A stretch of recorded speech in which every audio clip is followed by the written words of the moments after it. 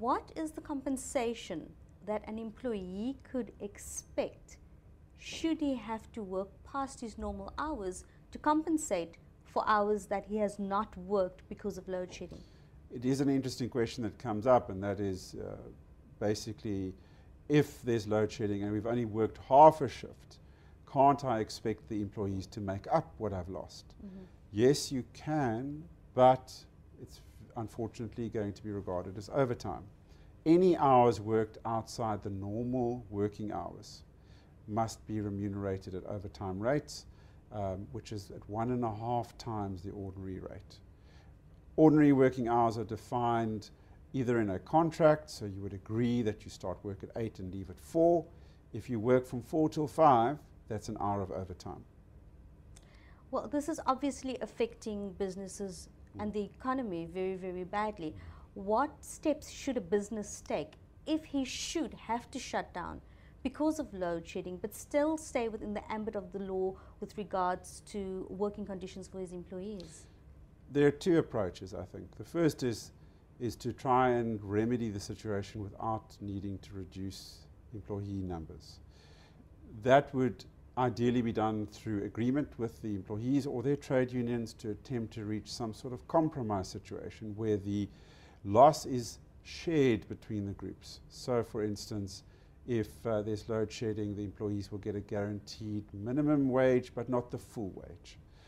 If that fails and the impact of loss of production is such, then the employer is faced with the option of restructuring its business, downsizing its business, which unfortunately may lead to dismissal of employees, what we normally refer to as retrenchments. The employer must understand that it must follow the prescribed procedures in the Labour Relations Act. There might be prescribed procedures in bargaining council agreements that are applicable, but that then unfortunately is the course of action that they must follow. Employees in those situations would be entitled to a retrenchment package, which would be a matter for consultation. A minimum of 1 week's wage per year of service, but again, that's only the minimum. So everything would still follow the Basic Conditions of Employment Act, even if it is associated to load shedding? Load shedding is regarded as a factor that causes operational challenges, like any other factor might. For instance, a decline in orders, the factory burns down, whatever the case may be. It's just another factor. It is regarded as an operational challenge, and the employer must respond to that operational challenge as it would respond to any other challenge.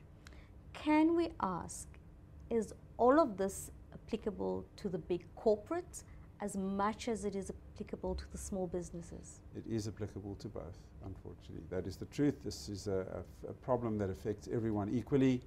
The law in regard to pay for work tendered is the same for any type of employer. Lastly, what are some of the conduct issues arising from load shedding?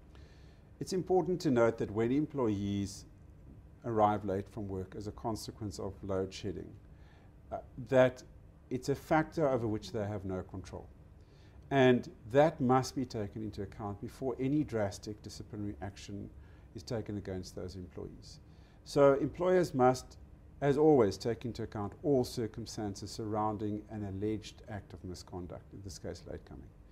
At the same time, the employees must accept that they also have an obligation to make alternate arrangements.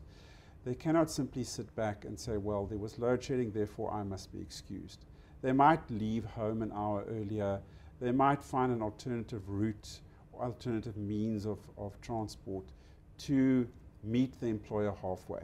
And I think that the answer to getting through load shedding from business's point of view is to find those middle roads, those via media between employer needs and employee needs, and to make it work.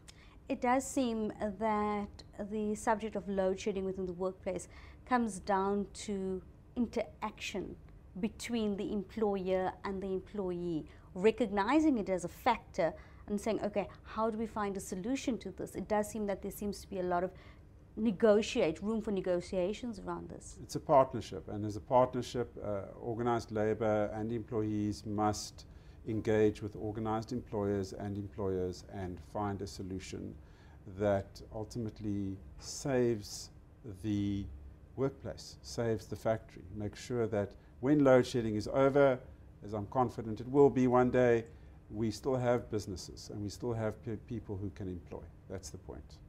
Thank you so much. We thank Jacques van Wyk, Director at Worksmans Attorneys, for shedding some light on load shedding.